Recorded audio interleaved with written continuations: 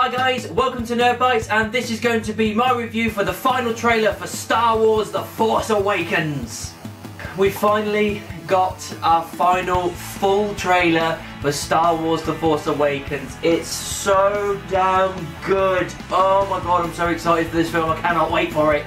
It was literally the best way to wake up on a Tuesday morning when I've got the rest of the week off with my woman, and it's the best way to wake up and watch. So we sat down together, we put it on my phone, we sat and watched it, and just as soon as it was over we were both in silence.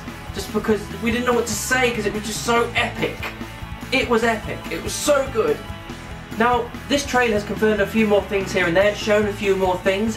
One of the main things is actually confirmed is the fact that our three main characters, well, there is not one main character, there are definitely three, and they are Rey, Finn and Kylo Ren. Reasons being, they are the three that were talking throughout this entire trailer and that the trailer focused on at the beginning. It started with Rey, then it went over to Finn, then it went over to Kylo Ren, and giving their reasons for where they are and what they're doing.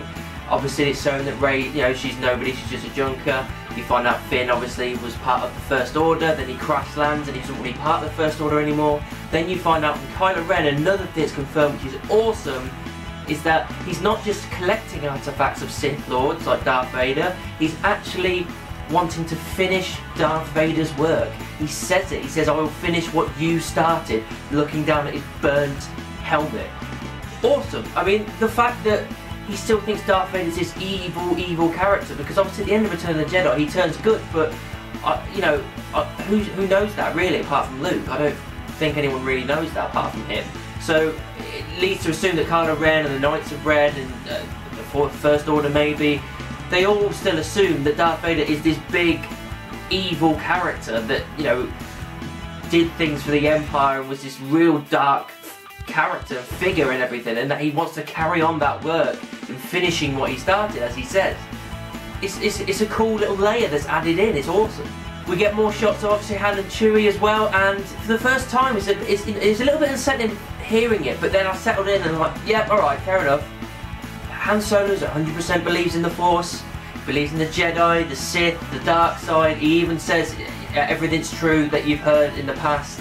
And it feels like this kind of like a legend at the moment. It's really like this, the whole Jedi Sith dark side thing is like, again, it's not 100% in the present. It's kind of like, did it happen, did it not happen? And you got people like Han and Leia and Chewie and that lot, yeah, it did happen.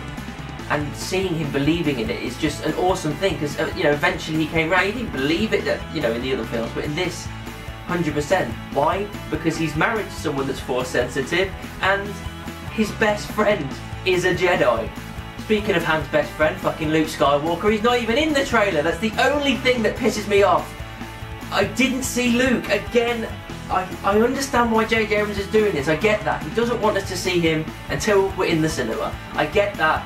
I understand it, but God, I just wanted to see one little tiny little shot. That's all I wanted.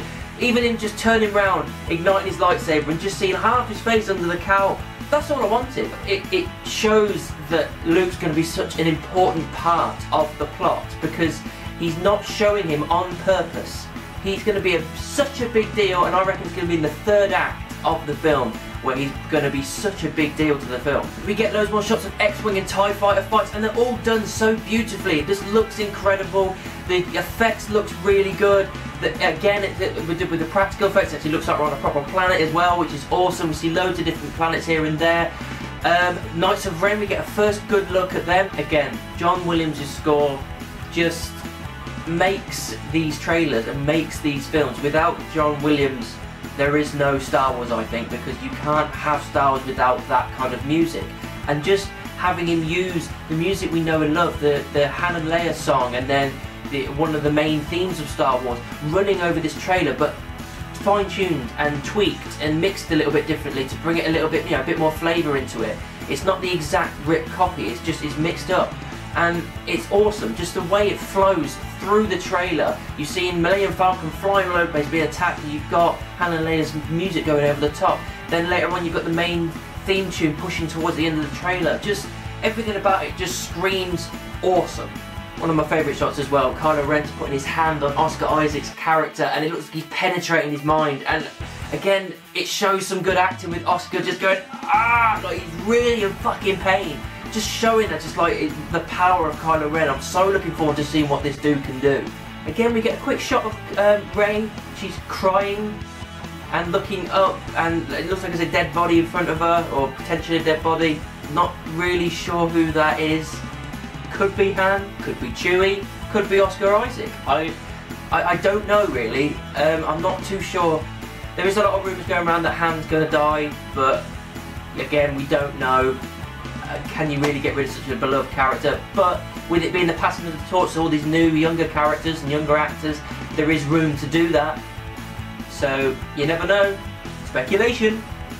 One quick shot I really did like as well was Han and Leia, they embrace and a hug and everything. And it looks like, to me, from their acting ability, it looks like it's either been a long time since they've seen each other, like something's gone on and they haven't seen each other for a long time, or it's a hug 2 seconds before they go off to war, before he goes off to a battle, which gives it more potential that he may die, because they want to obviously build on that. Because if you are going to kill off someone like Han Solo, one of the biggest characters in film history, you've got to build that up, you really do. The final shot as well with Kylo Ren unmasked, just kind of going towards John Boyega's character, and John Boyega's character just, the lightsaber's like gingerly up, he's like looking at him, he's like, I've got to do this, I'm going to die, but I've got to fight him, I haven't got a choice. And then Kylo Ren just swings at him, he's like, oh shit! And then the title comes up, Force Awakens, and that's the end of the trailer.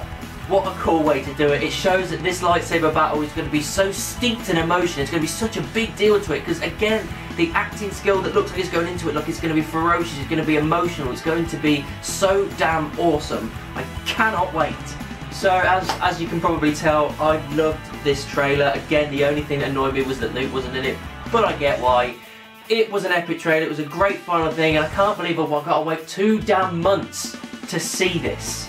But I am going to see this because I have my tickets booked. That's right, 6 of us are going to see Star Wars. I cannot wait, it's going to be epic.